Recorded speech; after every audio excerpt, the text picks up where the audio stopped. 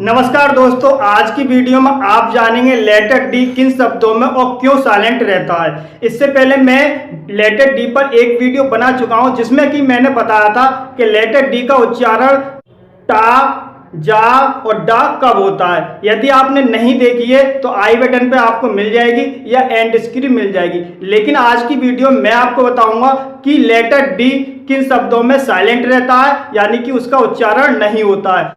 यदि आपको यह जानना है कि लेटर डी किन शब्दों में और क्यों साइलेंट रहता है तो इस वीडियो को पूरा अंत तक देखिए।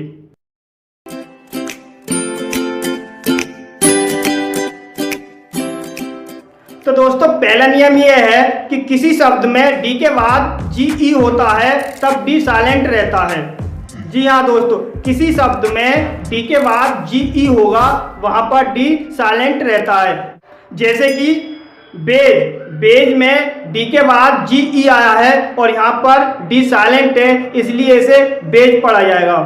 वज, वज में भी डी के बाद जी आया है और इसलिए इसे वज पढ़ा जाएगा।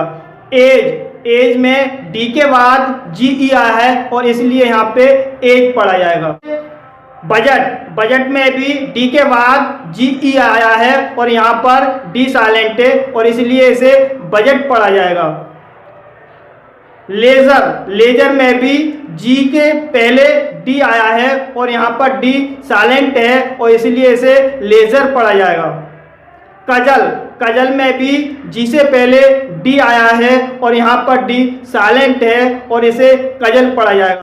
तो दोस्तों, अब आप समझ गए होंगे कि डी के बाद जी होता है तब डी का उच्चारण नहीं होता है, डी को साइलेंट किया जाता है।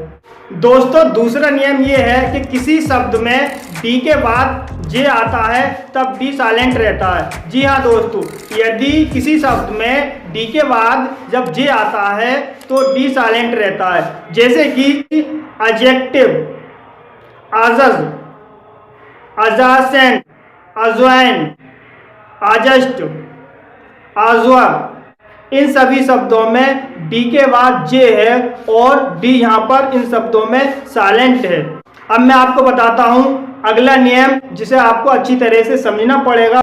तीसरा नियम ये है कि जब किसी दो शब्द खंड से जुड़कर एक शब्द बनता है और उनका पहला शब्द एन डी से समाप्त होता है और दूसरा शब्द किसी कॉन्सोनेंट से शुरू होता है, वहां पर डी साइलेंट रहता है। जैसे कि हैंड और हैंड में जब हम सम जोड़ेंगे तो यहाँ पर पहले शब्द में एन डी है और दूसरा हमारा जो शब्द है वो एस से स्टार्ट है। तो ऐसे शब्दों में दो शब्द खंड जुड़कर एक शब्द बनता है और पहले वाले शब्द में एन डी से समाप्त होता है, उसमें डी साइलेंट रहता है। जैसे कि हैंड और सम दोनों को अगर हम मिला के बोलेंगे तो इसे हैंड सम नहीं बोलेंगे, इसे हैंडसम बोलेंगे। इसी तरह से अगला शब्द है हमारा हैंड करचीफ, तो इसमें हैंड अलग है, करचीफ अलग है। अगर इसे दोनों को एक साथ मिला के बोलेंगे तो इसे हैंडकरचीफ बोलेंगे, ना कि इसे हैंडकरचीफ। तो ऐसे शब्दों में भी डी साइलेंट रहता है। अगला शब्द है हमारा सैंडविच, तो यदि हम अलग अलग इन्हें बोलते हैं, सैंड अलग बोलते हैं और विच अलग होता है, तो इसे अलग अलग बोलेंगे हम, तो सैंड बोलेंगे और इसे विच पढ़ेंगे। लेकिन जब ये दोनों को मिला के कोई एक शब्द बनाए तो इसे बोलेंगे सैंडविच। इसी तरह से ग्रांड, और इसे ग्रांड बोलते हैं, लेकिन जब इसमें फादर को हम प्लस करेंगे तब इसमें डी साइलेंट हो जाएगा और इसे बोलेंगे ग्रैंडफादर। अगला शब्द है हमारा ग्राइंड, तो देखिए ग्राइंड में यदि हम स्टोन को और जोड़ दें और इसे हम बोलेंगे। अगला शब्द है हमारा साउंड, लेकिन यदि इसमें हम दूसरा शब्द जोड़ते हैं लेस, तो इसे हम साउंड लेस नहीं बोलेंगे, इसे साउंड लेस बोलेंगे। तो इस तरह के शब्दों में भी डी साइलेंट रहता है। तो आज की वीडियो में आपने जाना कि डी किन शब्दों में और क्यों साइलेंट रहता है। तो पहला रूल्स हमारा ये है कि डी के बाद जी आता है तो हमारा डी साइलेंट रहता है। दूसरा नियम है हमारा डी के बाद जे आता है तो डी साइलेंट रहता है।